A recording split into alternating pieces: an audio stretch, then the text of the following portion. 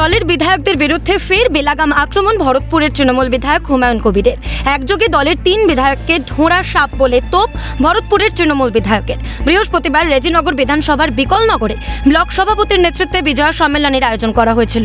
সেই অনুষ্ঠানে উপস্থিত ছিলেন হুমায়ুন কবির।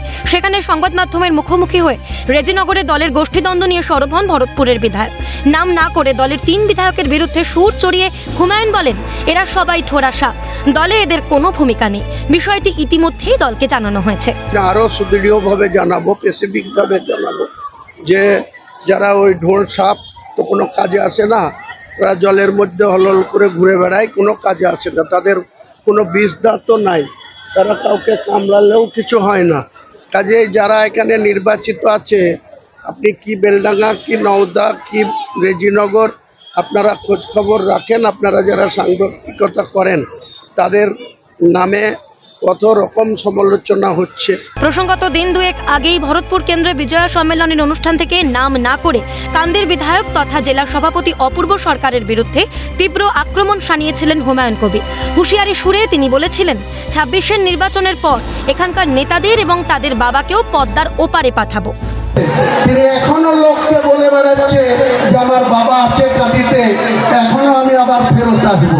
তোমার বাবার চেয়ার কতদিন থাকে সেটাও আমি 2026-এর পরে দেখবো, যে তোমার বাবার চেয়ারটা কতদিন সুরক্ষিত থাকে।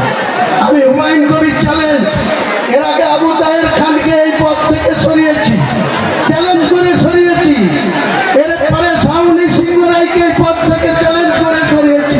আজকে আবার প্রতিজ্ঞা করলাম 2026-এর ইলেকশনের পরে তোমার এবং তোমার বাবার পদ্মা পার করে দেবো তোমাকে।